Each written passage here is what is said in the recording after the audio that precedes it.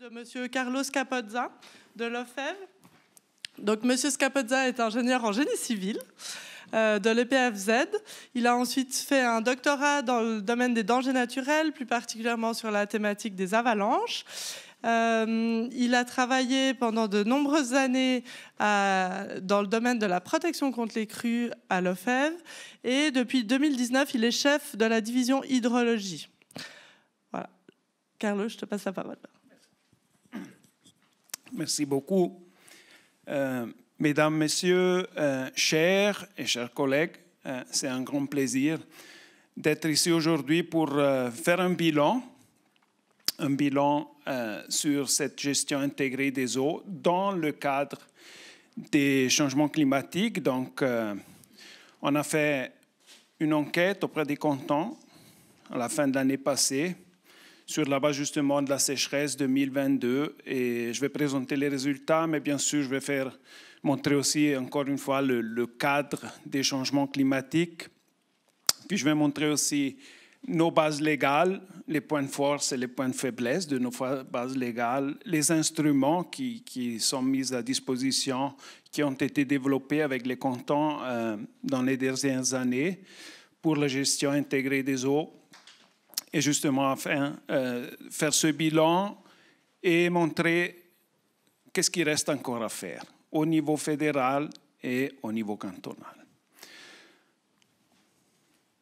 Alors, ce printemps, l'actualité, vous avez pu lire dans la presse, nous manquerons d'eau en été à cause de la sécheresse hivernale, craint un hydrologue, ou bien justement la sécheresse s'abat déjà sur certaines régions d'Europe. Donc, c'est quelque chose de très présent. Emmanuel Renard l'a dit, il y a cette sensibilisation aussi grâce aux médias. Maintenant, on a une situation de crue ou de fortes crues en Italie. Là aussi, on peut lire beaucoup d'articles dans les médias. Donc, la thématique est présente. Justement, il fait plus sec d'un côté. De l'autre côté, les fortes précipitations deviennent plus fréquentes et plus intenses. Ça, c'est ce qui nous attend à cause des changements climatiques. Vous voyez les deux situations, des crues et des périodes de sécheresse. Si on veut quantifier ça, on a fait ça avec notre projet de l'OFEV, projet Hydro-CH 2018. Je pense que beaucoup de vous ont déjà vu les résultats, ont pu constater ces changements. On a 4 thématiques. D'un côté, l'évolution des débits des eaux. On voit bien, on a 2 scénarios. Il y a un scénario où on continue comme ça avec les émissions de CO2 et l'autre scénario, c'est celui justement de l'application des accords de Paris. Et on voit bien que un élément principal, c'est la neige, vu l'hausse de la température l'hiver, il ne neigera plus jusqu'à des basses zones, mais en hauteur. Donc, l'apport en haut de la fonte des neiges, il va diminuer très fortement jusqu'à 45%. De l'autre côté, vu qu'il pleut l'hiver, on aura des débits plus forts en hiver, des débits hivernales qui seront montés jusqu'à 30%. Sur l'année, ça dépend un petit peu justement du scénario. On n'aura pas de grandes variations. Donc, ce qu'on peut dire en résumé, c'est en Suisse, le château d'eau, pas le château d'eau, mais le château d'eau, il y aura encore assez d'eau aussi dans le futur, mais il y a ces variations justement saisonnales qui vont importer des changements et où il faudra s'adapter. De l'autre côté, justement, ces pénuries d'eau estivale, comme on a vécu l'année passée, donc les débits vont diminuer fortement et aussi les débits d'étiage, ils vont être fortement réduits. De l'autre côté, on a la thématique, bien sûr, de la hausse du potentiel de danger, surtout les fortes précipitations. Ces précipitations courtes et fortes, ils vont augmenter jusqu'à 20%. Et de l'autre côté, on a toute la thématique des glaciers qui vont fondre justement sans des mesures de mitigation. À la fin du siècle, probablement, on n'aura plus de glaciers.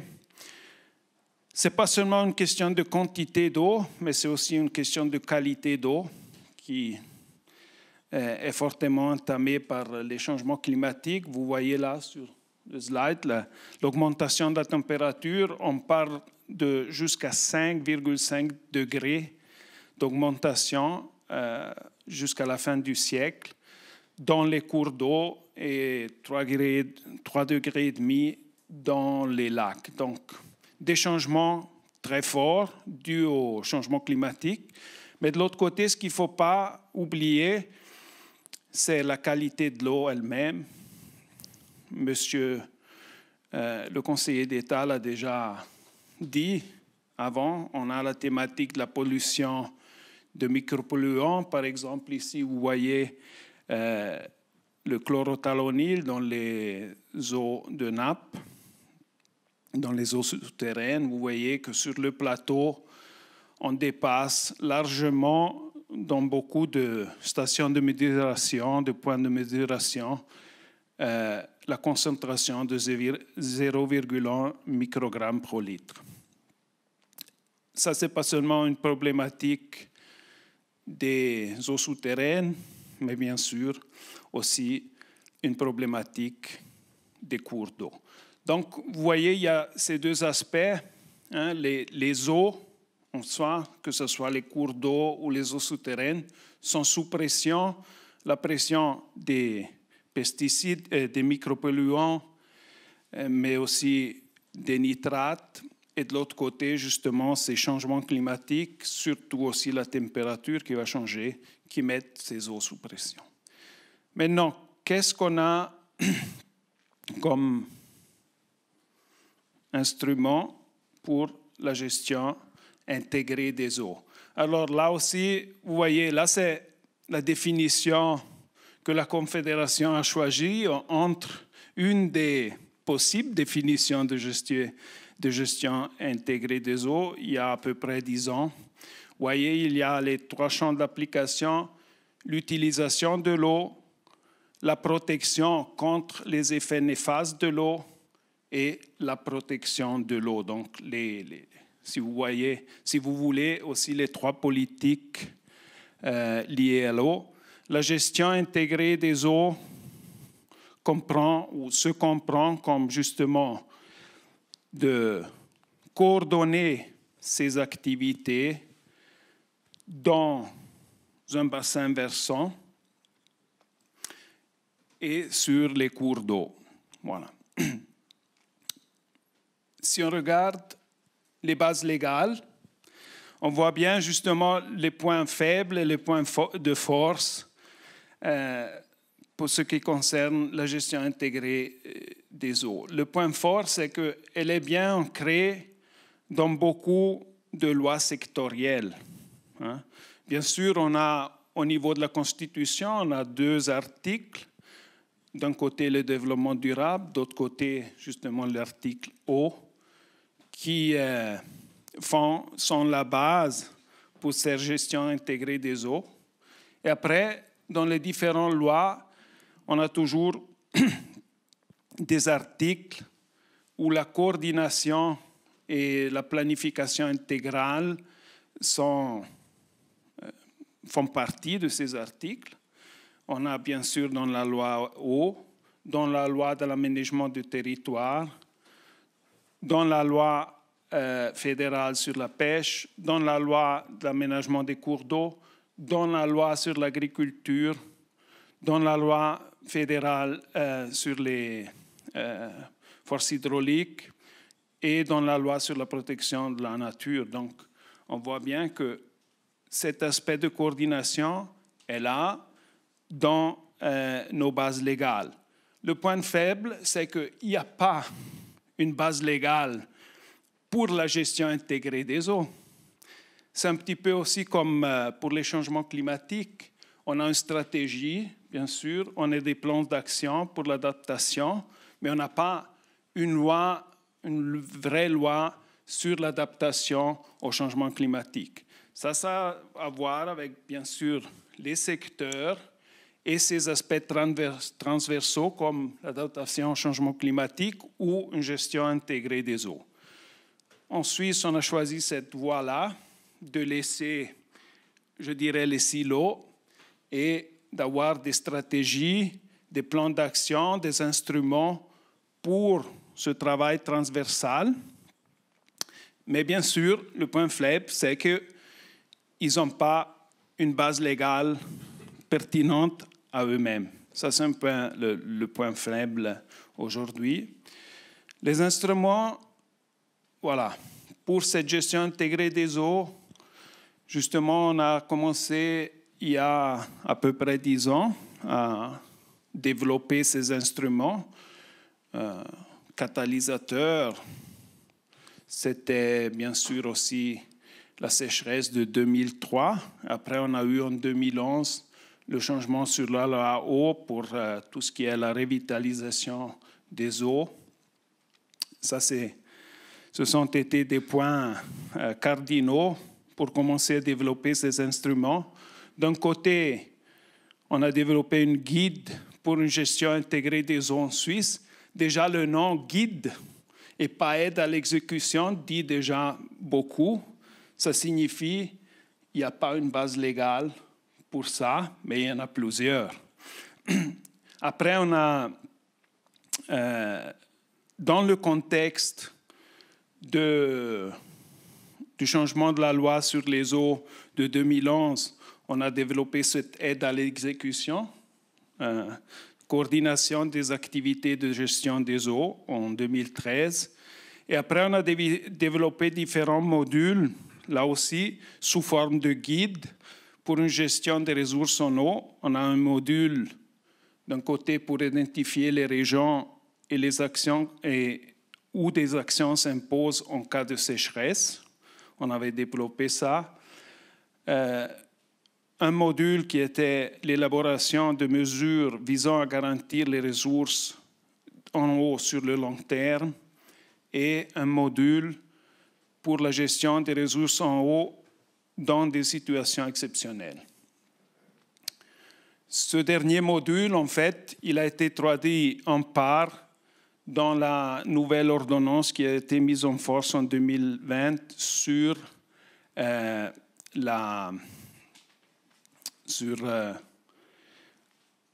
l'eau potable, la gestion de l'eau potable en cas de pénurie sévère, qui a été mise en force en octobre 2020.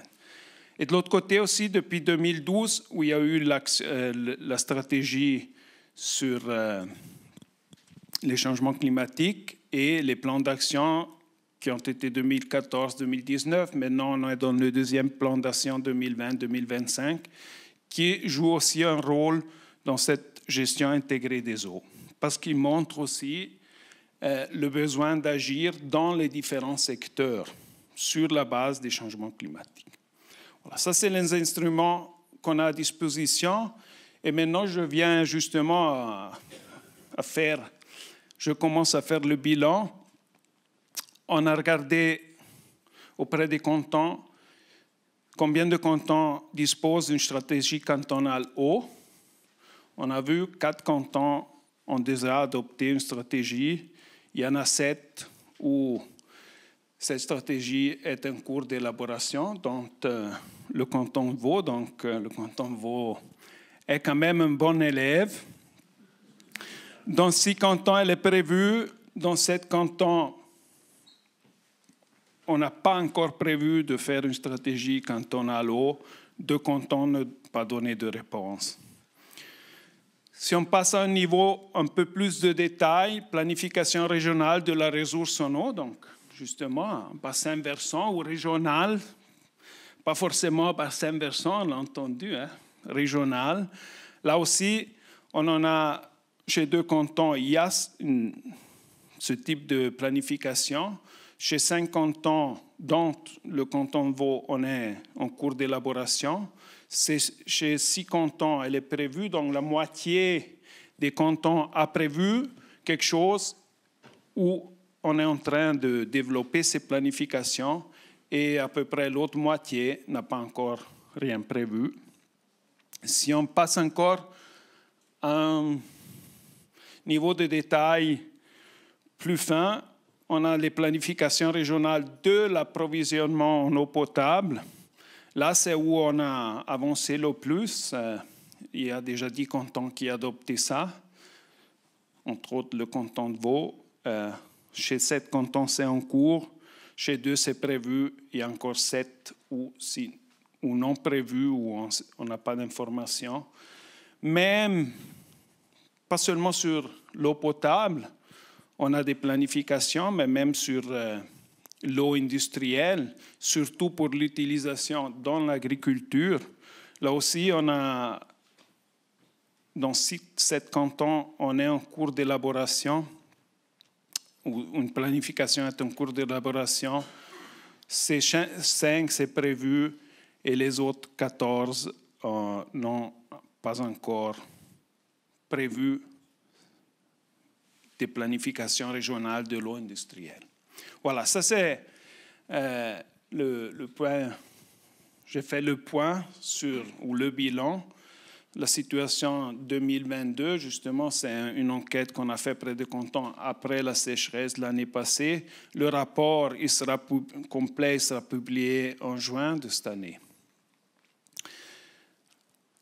Voilà. Ce n'est pas les seuls instruments qui sont élaborés dans les cantons. Il y a différents instruments. Chaque canton a un peu ces instruments. Un instrument qui est vraiment mis en place maintenant, c'est la planification de l'approvisionnement en eau en situation d'urgence, justement selon l'ordonnance qui a été mise en force en 2020. Il y a des concepts pour la gestion de la sécheresse. Il y a des cellules de crise, des commissions qui sont mises en place quand il y a des situations de sécheresse. Il y a des manuels pour les communes sur la gestion de la pénurie d'eau qui sont mises à disposition de certains cantons. Il y a des bases qui ont été élaborées sur la disponibilité et les besoins en eau d'irrigation dans l'agriculture. Il y a des bases légales dans certains cantons.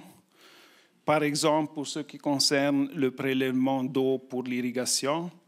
Et certains cantons, dans le même contexte, ont bien sûr des stratégies d'adaptation au climat. Voilà, ce sont d'autres instruments qui sont mis en place. Et là, cette vue d'ensemble, elle montre combien de cantons, ou quelle portion de la population dans un canton a un deuxième pilier dans l'approvisionnement en eau potable. Là, on voit bien, on a une bonne partie des cantons où plus de 80% de la population peut bénéficier de ce deuxième pilier. Il y a d'autres cantons, comme par exemple le Valais, où il y a moins de 30% de la population qui peut bénéficier de ce deuxième pilier en cas de forte pénurie d'eau potable. Voilà. Si je peux me permettre de tirer un bilan ou de faire un bilan au niveau des cantons, ce qu'on peut dire, c'est que justement depuis 2003, depuis la sécheresse de 2003 et aussi depuis la sécheresse de 2018, il y a beaucoup de choses qui ont évolué. Donc, depuis 2018 jusqu'à 2022, par exemple, 11 cantons ont pris de nouvelles mesures pour mieux gérer la pénurie d'eau sur le long terme.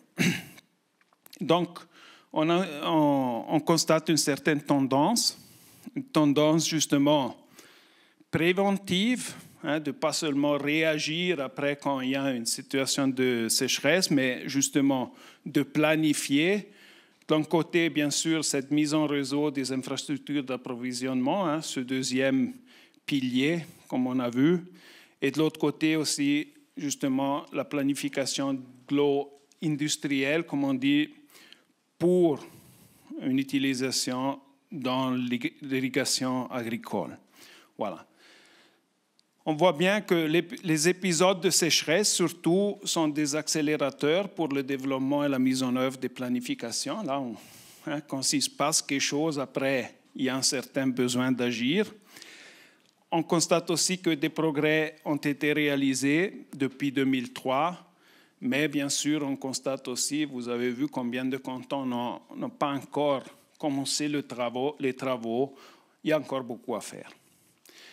Maintenant, au niveau de la Confédération, on a eu l'année passée, c'était vraiment une année cruciale ou bien importante, pas seulement parce qu'il y a eu une sécheresse, mais aussi parce qu'il y a eu 2 décisions du Conseil fédéral dans ce cadre de la gestion de l'eau. La première décision, elle concerne la sécurité de l'approvisionnement en eau. Le Conseil fédéral a publié un rapport qui était le produit justement d'un postulat de monsieur le conseiller le conseiller aux États du canton Valais, monsieur Rieder, qui posait des questions justement sur la sécurité de l'approvisionnement en eau. Alors, les constats de ce rapport, en bref. D'un côté, à nouveau, la recommandation au canton d'adopter une gestion régionale des ressources en eau. Je pense que c'est un appel que je fais là. Mais ce qui m'a fait du plaisir, c'est de voir dans la liste des participants qu'il n'y a pas seulement des représentants du canton, mais il y a des bureaux d'ingénieurs privés ou des bureaux privés, il y a des représentants des communes, il y a des représentants de la recherche, donc c'est tous ensemble qu'on peut faire ce travail-là. De l'autre côté, on a constaté qu'il manque quand même des données relatives à l'utilisation de l'eau. Donc, sans les données, c'est difficile d'appliquer des politiques, c'est difficile d'appliquer aussi une gestion régionale ou intégrée des eaux. Donc, là, le Conseil fédéral a donné à l'OFEV des mandats de vérifier justement avec les cantons quelles données sont importantes et peuvent être acquises avec justement un effort ou acquis assez facilement pour avoir une vue d'ensemble à l'échelle nationale. Il a donné le mandat à l'OFEV de mettre à disposition des cantons aussi un socle de connaissances scientifiques, justement, sur la collection, pour collecter ces données. Donc, on va faire un effort dans les prochaines années sur les données d'utilisation des eaux. Jusqu'à 2025, on doit donner un rapport au Conseil fédéral où on montre quelle sera notre stratégie sur ces données. Donc, un point important. De l'autre côté, on a reçu aussi le mandat de faire de la recherche ou de développer un système pour mieux comprendre le besoin en eau de l'agriculture, celui qui est maintenant, mais aussi dans le futur. Et ensemble, l'Office fédéral de l'environnement et l'Office fédéral de la statistique, on a aussi reçu le mandat de vérifier ou d'examiner la faisabilité d'une vue d'ensemble nationale sur les flux physiques de l'eau, comme pour d'autres matières, pour d'autres... l'Office fédéral de la statistique, il fait justement... Ils ont des systèmes pour quantifier des flux physiques de matière. Donc, on va faire ça aussi pour l'eau.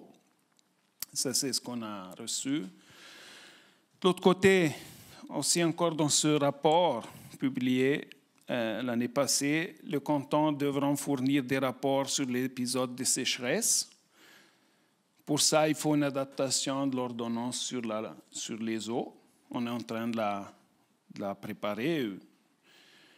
Là, il s'agit vraiment des informations sur les déficits d'eau et les conflits qui en résultent, des mesures de protection en faveur des écosystèmes et des réflexions quant aux adaptations nécessaires avant un prochain épisode de sécheresse. Il s'agit justement de toujours s'améliorer sur la base des expériences des sécheresses. Et de l'autre côté, bien sûr, la constatation dans le rapport que les zones naturelles sont plus résilientes au changement climatique. Je pense que là, il n'y a rien à ajouter. De l'autre côté, on a une autre décision l'année passée, un autre mandat du Conseil fédéral, c'est de développer un système national de détection et d'alerte précoce de la sécheresse. Le mandat a été donné à l'OFEV, à Météo Suisse et à Suisse Topo pour mettre sur pied jusqu'à 2025 un système d'alerte qu'après on développera en direction d'un standard international sur les 5-10 ans qui suivront. Dans ce système, il y aura des informations actuelles et des prévisions en matière de sécheresse pour tout le pays. Et on a l'objectif de développer ce système pour répondre aux besoins d'information et de prévision des différents secteurs. Donc, on est en train d'y travailler. On est en train de mettre en pied aussi un groupe d'accompagnement composé des cantons, de la recherche, de bureaux privés pour suivre ce développement-là. Voilà. Si je peux faire le bilan des bilans aussi au niveau de la Confédération, je peux dire, on peut dire dans les derniers 10 ans, la Confédération a mis à disposition des cantons plusieurs instruments pour la gestion intégrée des eaux qu'on a développés avec les cantons. Des progrès ont été réalisés, mais reste encore beaucoup à faire. Donc, le panneau avec travaux en cours, je pensais, une bonne traduction de l'état actuel. Voilà. Je vous remercie beaucoup pour l'attention.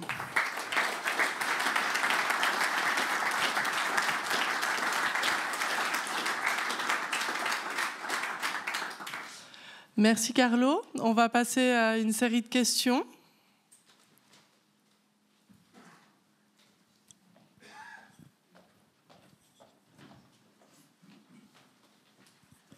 Bonjour, merci beaucoup. Juste une question. Vous avez passé très vite sur les cours d'eau naturels ne sont plus résilients. J'aurais bien voulu un peu plus d'explications.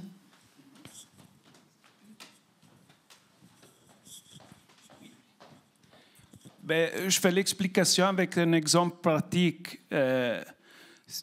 Aujourd'hui, beaucoup de cours d'eau, la migration piscicole, elle est interrompue par des seuils, par exemple. Et justement, si on revitalise le cours d'eau, on enlève les seuils, après, les espèces comme la truite qui n'aiment pas beaucoup les eaux trop chaudes peuvent remonter plus en haut pour aller chercher des milieux qui sont plus favorables à eux. Voilà. Ça, c'est un exemple pratique, justement, que des cours d'eau au niveau naturel sont plus résilients au changement climatique. Juste, la migration piscicole est un bon exemple pour expliquer ça.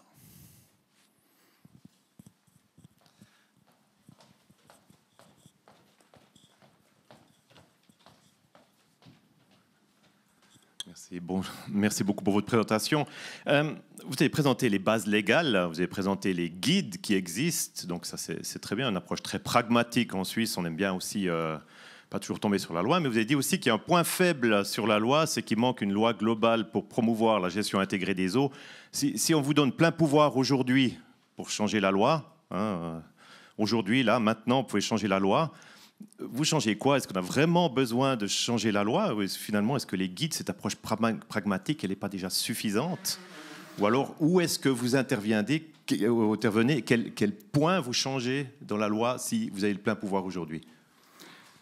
Bonne question. Alors, moi, je fais l'exemple avec l'adaptation au changement climatique qui est très ressemblable. Selon moi, ça fonctionne très bien, justement, avec des stratégies, des plans d'action, ce qu'on a aussi, si on veut, dans la gestion intégrée des eaux. Donc, moi, personnellement, je ne changerai rien, mais moi, personnellement, j'inciterai à avoir plusieurs plateformes comme celle-là d'aujourd'hui pour avoir cet échange, pour que tout le monde comprenne dans chaque secteur qu'il faut penser dans une manière transversale. Donc, pour moi, c'est plutôt les plateformes au niveau cantonal, régional, où on discute entre les secteurs, où on est conscient qu'il y a justement aussi une transversalité de certains thèmes, comme justement la gestion des eaux ou l'adaptation au changement climatique, plutôt que dans la loi fédérale. Voilà. Ça se fait sur le terrain, et pour moi, justement, des plateformes comme cette journée aujourd'hui, c'est les plateformes idéales pour promouvoir cet aspect intégré de gestion. Je crois qu'il y avait une autre question devant. Oui, j'ai une question. Vous avez bien parlé du rôle de la Confédération des cantons.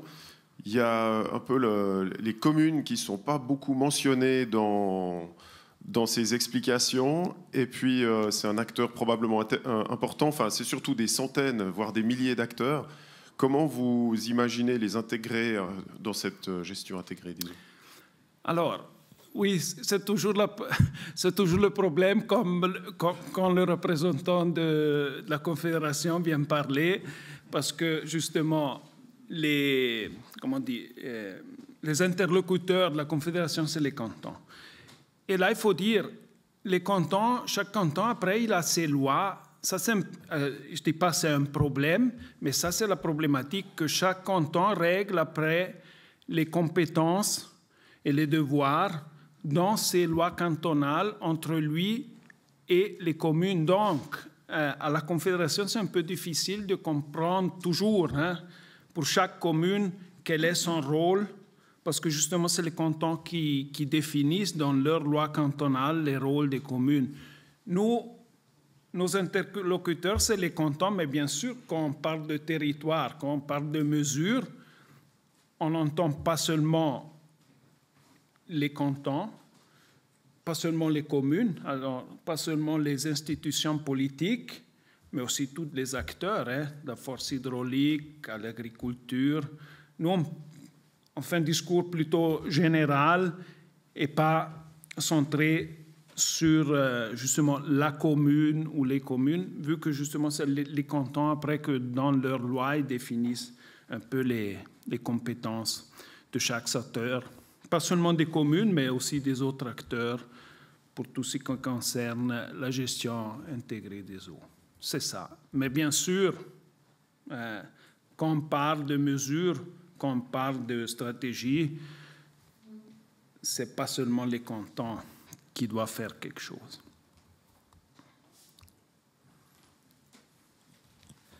Est-ce qu'il y a encore une question? Oui.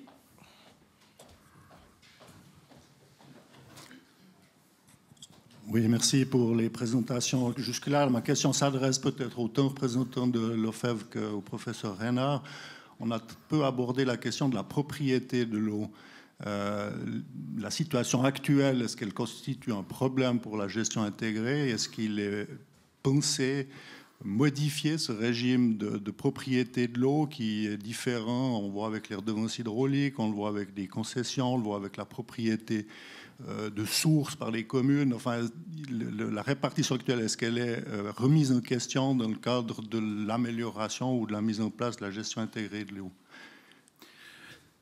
Là aussi, ma réponse au niveau fédéral va un peu dans la même direction que la réponse à la question d'avant. C'est dans la Constitution, article 76, c'est défini.